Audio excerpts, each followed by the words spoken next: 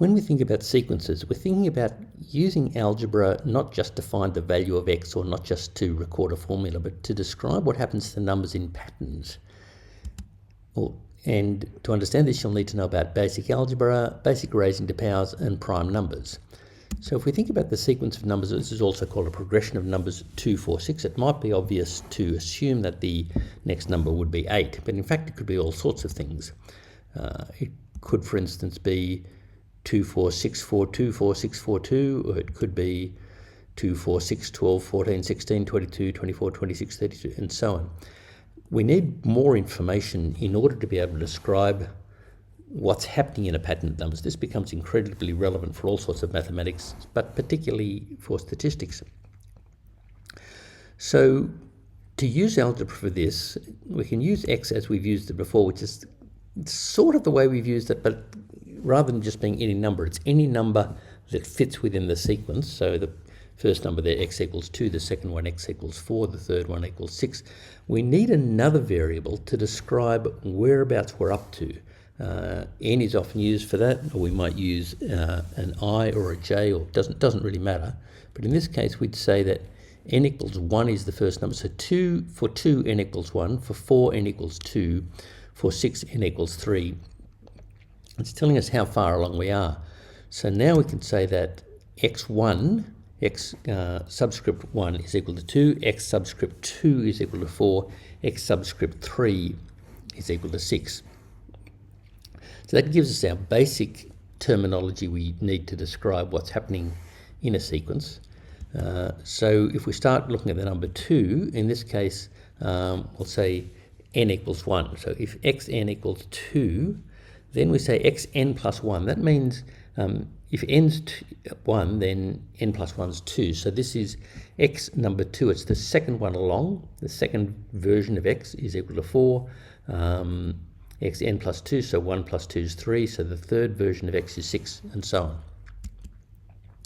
When we go to 4, we say n equals 2. In this case, we're going to call 2 xn minus 1. So if n's the number we're looking at, n minus 1 is the number beforehand, n plus 1 is the number afterwards. Similarly, if our n's 3, 2 now is xn minus 2. 4 is xn minus 1, and 6 is where x equals n. So there's a few ways we can use a formula to describe this. One way is to write the first few numbers, then some dots, which just as it is in English means just keep going that way. But in terms of what you do, it's saying xn, for any number of n, whatever your r, the value of x is going to be twice the value of n. So when n equals 1, x equals 2, for n equals 2, x equals 4, for n equals 3, x equals 6, and so on. So whatever number you're at, the value of x is going to be twice the value of the n, is one way to look at it. Another way to describe that is to go, we'll call it 2, 4, 6, then keep going that way. Then xn means, in general, any value of x you're looking at, you'll be able to calculate, or you'll be able to calculate the next value, the xn plus 1, is going to be whatever value of x you've got now, and then add to it. So if your xn you happen to be on is 4, you add 2 to that and get 6. So this formula is telling us how do we create the next number in the sequence from where we are now. Now, in this case, there's a couple of different types of sequences. They can be all sorts of things, but two well-known types are arithmetic sequences or arithmetic progressions and geometric progressions. In an arithmetic progression, we're adding something each time. In this case, we're adding 2. And this takes a little bit to get your head around. We're adding 2, but we create that by multiplying. It seems like a bit of a contradiction. But you can see that it works that way. If you think about the numbers, each time you've multiplied the n by 2, but you've also added 2 to the last number in the sequence to get the next number. So remember that multiplying is just a way of repetitively adding something. So when you see a formula that involves multiplying like that, it's generally an arithmetic progression, and you work out what are you adding each time. In this case, we're adding 2. Alternatively, in this case, we've got a geometric progression, so 2, 4, 8, 16, and in this case, to get the next number, we're multiplying the number we're at by 2. And now, but we can express this, again, it takes a bit to get your head around it, but we're actually raising 2 to, even though we're multiplying, we're raising 2 to a power. So that's 2 to the first, 2 to the second, 2 to the third, 2 to the fourth. So once you get that, it's clear enough. If you see a formula raising something to a power, it normally means you're multiplying something, multiplying the last term by another number each time. Remember, again, raising to a power is just a way of saying repeated multiplication.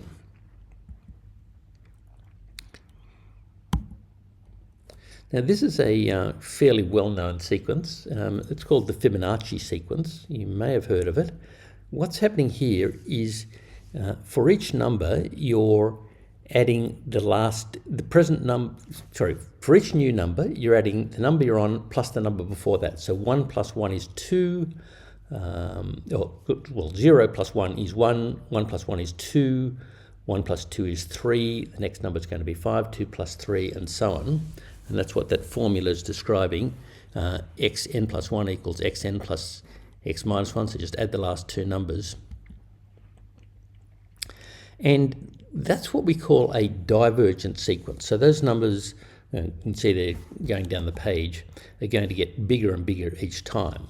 But something interesting happens if we change the formula and make it look at the ratio of the last 2 numbers. So 1 divided by 1 is 1, 2 divided by 1 is 2, 3 divided by 2 is 1.5, 5 divided by 3 is 1.666, repeating and so on. 8 divided by 5 is 1.6. And what you might notice is that these numbers are getting closer and closer together. And in fact, what we call that is a convergent sequence. Even though we're adding more and more numbers, with that particular formula, we reach a limit that we're not going to go past. And this is a particularly interesting limit. The limit that these numbers reach is a number which we call, it's given the Greek number phi, it's an irrational number. It's the number of the golden ratio, or the golden rectangle. So if you look at a pentagram or a pentagram within a pentagon, the ratio of every small interval in there to every other one, virtually, is going to be given by that number, and you can prove that mathematically, and we do in an appendix to the book How to Love Statistics. Likewise, use that to form up a golden rectangle. So using that ratio each time, you can expand the rectangle out by adding a square, and every time you've got a rectangle in that ratio, you can just keep going. This is another interesting sequence. This is the sequence of prime numbers, and what's interesting about this is that no one yet has been ever able to come up with a formula to describe them in the same way. It's still a valid sequence, but no one's been able to describe a formula saying for whatever prime number you're at, this will be the next prime number. But that, in a nutshell, is sequences. Thank you for watching.